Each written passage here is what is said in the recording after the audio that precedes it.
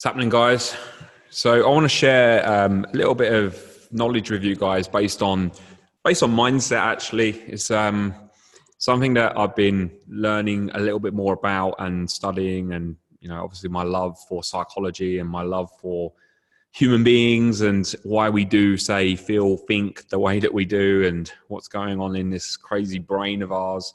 So I'm going to keep this short. I'm not going to go too deep into this, but I will go deeper at the event in January if you're coming along to that. And we'll do a segment of time that will be dedicated to just new theories, new stuff that I've been practicing, new things that I've found to be useful that I think obviously will be very useful for you guys too. So what I'm going to talk about today is something called the 3 principles. And some of you may or may not have come across these 3 principles before. But for me, they've been very, very useful in just simplifying how pretty much everything seems to work inside of us as a human being.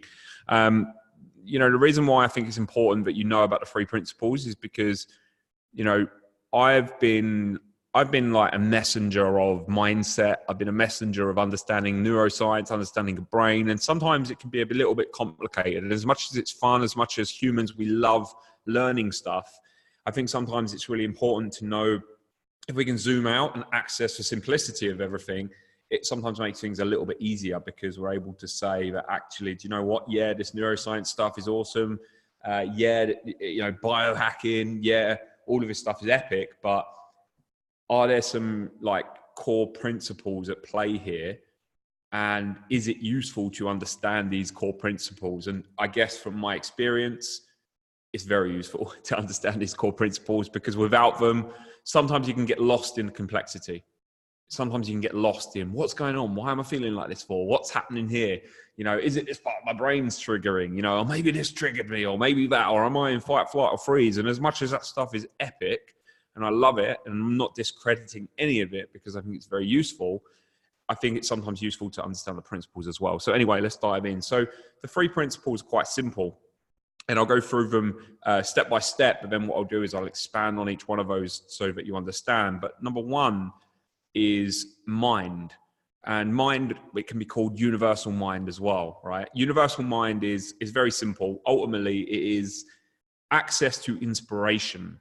Mind, or ultimate mind, is the ability for us to sit and to download inspired ideas, thoughts, creative patterns. It's basically access to the universe. That's literally as simple as that. So when we're connected to self, you've all had an experience like this, right? And if you have, then just let me know on this video, like it, comment, whatever. I want you to engage with this video. Yes, I've recorded it, but I want you to engage as you watch it, because you'll learn deeper and you'll share you'll kind of connect the dots with your own experiences. But you've all had an experience with universal mind. It's the experience where you sat there and you get a sudden wave of an idea that just comes through you, or comes down to you, or comes from fucking wherever, I don't know. But you literally, it makes you feel good. It feels inspirational. You'll get these kind of universal mind downloads when you're out shopping. You'll be walking around and you just get this fucking idea. I tend to get them a lot at the gym. When I'm in the gym and I'm training, I get a lot of downloads. Some of you might get it, for example, through meditation. I also get it through meditation. When we're connected to ourselves, we get this rush of inspiration. And I guess the thing here, I'll come through some more I'll go into the sort of more detail of this in a minute. But ultimately, the difference here between that and something else is it comes to us and it feels good. It feels like it could be a really cool idea. It could be a new creation, new idea, and it just makes us feel good. It makes us feel good and it gets us excited. So that's universal mind. Number 2 is thought. Thought, simple as that. Thought, you're thinking, right? So ultimately, what do I mean by your thinking? Your thinking is the logical process at which you go into your mind and start to weigh up situations, right? Your thoughts are that logical up and downness of your mind. Should I do this? Should I do that? Is this the right thing? Is this the wrong thing? What about this? What about that? Do I like this person? Do I not like this person? this person over here is a bit weird. Why are they weird for? Oh, that person's a fat bastard. Why, so it's this kind of constant analysis, whatever the fuck the word is. It's this constant repetition of your thinking, just keep going. And it's just this constant, just back and forth, analyzing, talking about this, self-talk, all of this stuff, right? So that is, or can be, or often is, the cause of the way that we feel. So our thoughts create the way that we feel, right? Our thinking creates our feelings. Our thinking impacts our feelings. So if you're thinking a lot, often that disconnects us from feeling good a lot of the time. A lot of our thinking can cause confusion, frustration, overwhelm, stress. And it can really fuck us up, basically. It can kind of tangle our mind up into this place where we're just like, ugh. And often that can make us just like, we just get frustrated. It can be very annoying. We can trap ourselves, etc. So when we're thinking a lot, we're not actually connected to universal mind. So this is where this gets a bit more interesting. So number one, universal mind is access to inspiration. Number two is thinking. When you're thinking, when you're up in your head, when you're up in your mind, trying to balance things, trying to analyze, constantly just up there thinking, disconnected from the present, disconnected from everything around you, you then don't have access to universal mind.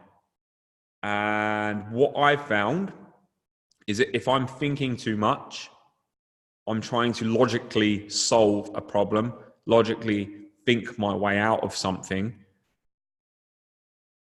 as opposed to waiting for universal mind to give me something, to bring me something that comes through me that's actually more of a reliable source of solving a problem. Okay, so how many of you can relate to this? How many of you, I know everyone actually, every single one of you in this group has had this experience, because I've had the pleasure of speaking to the majority of you on a one-to-one level or just in normal conversation. But ultimately, how many of you in this group experience when you get caught up in your thinking, it feels very frustrating. It feels like you're in a maze. It's very confusing. You can't work out what's true and what's not true. You get overwhelmed with thinking. And because you can't really figure out where you need to go, you often find yourself basically avoiding whatever it is you're thinking about, because you can't really find the clarity in amongst it anyway. Now, how many of you resonate with that? I certainly do, and that's why I can vocalize it or share it with you in this way. And so for me personally, when I'm thinking too much, my whole experience of life is completely distorted, because we don't live in a world of we don't live in the real world. Ultimately, we live in the land of our thoughts. And I want you to write that down somewhere if you can. We don't live in the real world. We don't experience life. We experience our thoughts about life. Does that make sense? If I'm in this room right now, I'm not experiencing this room. I'm experiencing my thoughts about everything around this room, right? And so if we can quiet our thinking, when we quiet our thinking, obviously we have more access to universal mind, appreciation, ideas, creativity, our natural state. Our natural state is universal mind. Kids operate in universal mind a lot, because they're just so creative and they're just coming up with new ideas, and they're just connected to everything. They're connected to the natural wave of emotion, right? They're very up and down all over the place. We're, as human beings, as adults, we often overthink how we feel. Why do I feel like this? Why am I thinking these thoughts? Is this true? Do I really love my wife or do I not? Is it my business shit or is it not?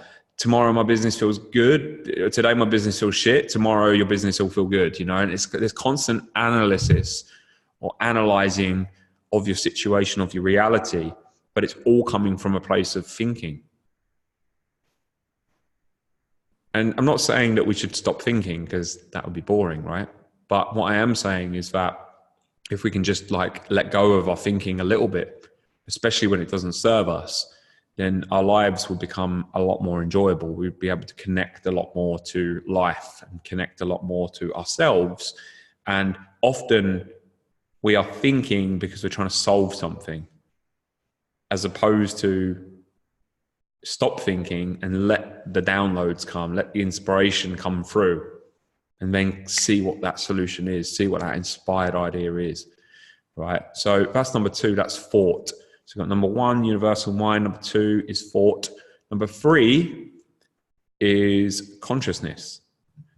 And my interpretation of consciousness is the ability to be aware of your thinking and the ability to be aware of your creative ideas, your inspiration, your downloads. So you've got your thinking here, you've got your inspiration here, and let's just imagine this mic, just because it makes a 3. This mic is consciousness. This is thought, this is universal mind, this is consciousness. Consciousness is the ability to spot and to determine and to understand that I'm either in my mind and I'm thinking, or I'm in universal mind. Consciousness is the ability to do this and see from a distance what's going on, okay? Rather than getting caught up, which a lot of us do. I do still as well. Getting better at it and better at it and better at it. I'll never complete the game because it's uncompletable.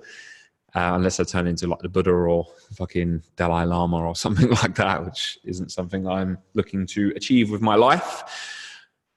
But ultimately, yeah, consciousness is the ability to zoom out and to notice, fuck, hang on a minute, I'm just experiencing my thoughts right now, not life. Now, how powerful would that be for you if you had the ability to be more conscious of when you're getting wrapped up in your head, so that you could actually say, hang on a minute, this is all bollocks. I'm experiencing my thinking right now about the world. I'm not experiencing my reality as it stands right now. And again, often we're thinking about, where do I go next? What's the next plan for me? How do I solve this problem? What should I be doing? Where should I be going? I don't know where I am. What's going on? Where am I? And we're thinking. What we actually do is we just live in this land of thought, and then that disconnects us. It disconnects us. Thinking as well obviously has a huge impact on the body, and it's that thing called stress.